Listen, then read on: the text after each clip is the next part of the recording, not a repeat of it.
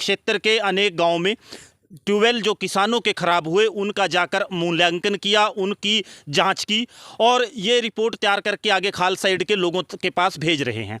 किसानों की लंबे समय से एक मांग रही है कि अगर किसान का ट्यूबवेल ख़राब हो जाए तो किसान की कमर टूट जाती है, क्योंकि उसके ऊपर बड़ा खर्चा किसान का होता है। और सरकार से हमारी मांग रही कि फसलों का जो बीमा ज़बरदस्ती करते हैं या फसल बीमा के नाम पर किसानों को लूटते हैं, उसकी बजाय किसान के ट्यूबवेल का बीमा होना चाहिए।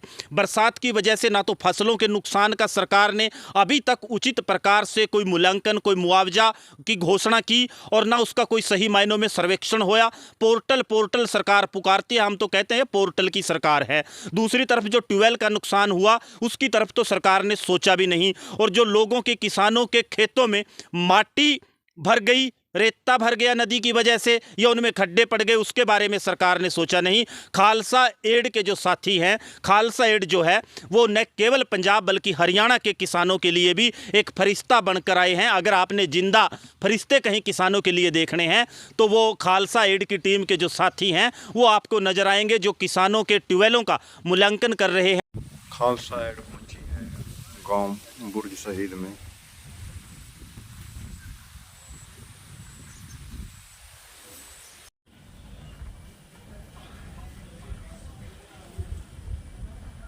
खालसा एड को सम्मानित करते हुए सतपाल बनोंदी जी, खालसा एड के वॉलंटियर जो कि गांव-गांव में पहुंचते हुए इनको सम्मानित करते हुए धर्मवीर जी ढींढसा, एडवोकेट साहब और सभी गणमान्य व्यक्ति यहां पर पहुंचे हैं।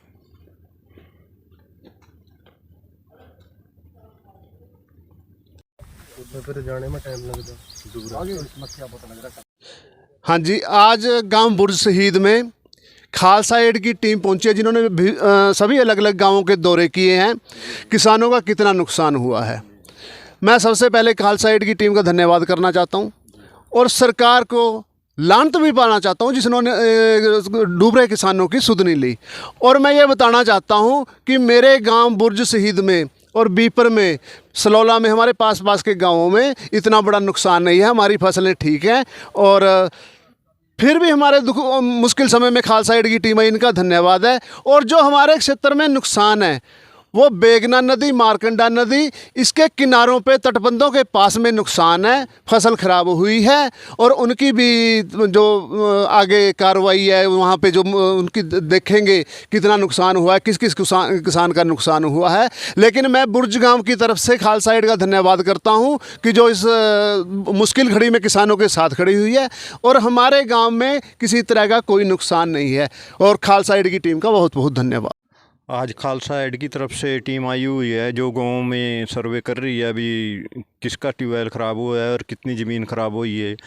और कोई भी संस्था सामने नहीं आई है, यहाँ तक के प्रधानमंत्री ने और सभी सरकारी जो उन्होंने सर्वे नहीं किए। सबसे पहले खालसा एड है जिन्होंने अपना सर्वे किया है, जो ट्यूबवेल के बारे में, जिनका ट्यूबवेल ख़राब हो गया या किसी तरह की फसल मर गई उनके बारे में, ये उसके बारे में थोड़ा बहुत उचित मुआवजे के बारे में सोच रहे हैं जैसे कि। तो इसके बारे में थोड़ा सा बताएंगे धर्मवीर जी। देखिए, आप सबको पता है कि जो बरसात की वजह से किसानों को नुकसान हुआ, जो बरसाती नदियां हरियाणा से गुजरती हैं उनके कारण किसानों की जो फसलें हैं उनका नुकसान हुआ और ज़्यादा पानी आने की वजह से अनेक किसानों के ट्यूबवेल भी ख़राब हो गए।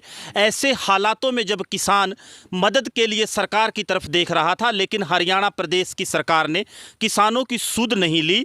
ऐसी परिस्थितियों में अगर कोई मददगार बनकर किसानों के लिए सामने आया, चाहे वो अम्बाड़ा क्षेत्र में जहाँ पानी की वजह से लोग डूब रहे थे उनको बचाने के लिए, चाहे जो किसानों की ज़मीनें जो डांगरी नदी, बेगना नदी और दूसरी नदियों की वजह से पानी बहाव उनमें चलने के कारण रेत जमा हो गया, वो ज़मीनें रेत के टीलों में बदल गई या उनमें खड्डे पड़ गए पानी की वजह से, वो मदद हो। इन सभी मामलों में खालसा एड सबसे पहले सामने आया और किसानों की मदद की। जो अम्बाड़ा में पंजाब और हरियाणा की सीमा पर बांध टूटा, वहाँ बांध बनाने का जो काम हुआ और जो जटवाड़ गाँव और दूसरे गाँव से माटी गई किसान लेकर गए, वहाँ जो लंगर की व्यवस्था हुई, उनका सहयोग करना हुआ, उसमें खालसा एड सामने आया। और आज भी एक बार फिर खालसा एड के लोगों ने, साथियों ने, उनकी टीम के साथी हमारे साथ हैं, इन्होंने नारायणगढ़ क्षेत्र के अनेक गाँव में ट्यूबवेल जो किसानों के खराब हुए उनका जाकर मूल्यांकन किया, उनकी जांच की और ये रिपोर्ट तैयार करके आगे खालसा एड के लोगों के पास भेज रहे हैं। किसानों की लंबे समय से एक मांग रही है कि अगर किसान का ट्यूबवेल खराब हो जाए तो किसान की कमर टूट जाती है, क्योंकि उसके ऊपर बड़ा खर्चा किसान का होता है। और सरकार से हमारी मांग रही कि फसलों का जो बीमा ज़बरदस्ती करते हैं या फसल बीमा के नाम पर किसानों को लूटते हैं, उसकी बजाय किसान के ट्यूबवेल का बीमा होना चाहिए। बरसात की वजह से ना तो फसलों के नुकसान का सरकार ने अभी तक उचित प्रकार से कोई मूल्यांकन, कोई मुआवजा की घोषणा की और ना उसका कोई सही मायनों में सर्वेक्षण होया। पोर्टल सरकार पुकारती है, हम तो कहते हैं पोर्टल की सरकार है। दूसरी तरफ जो ट्यूबवेल का नुकसान हुआ उसकी तरफ तो सरकार ने सोचा भी नहीं। और जो लोगों के, किसानों के खेतों में माटी भर गई, रेता भर गया नदी की वजह से, या उनमें खड्डे पड़ गए, उसके बारे में सरकार ने सोचा नहीं।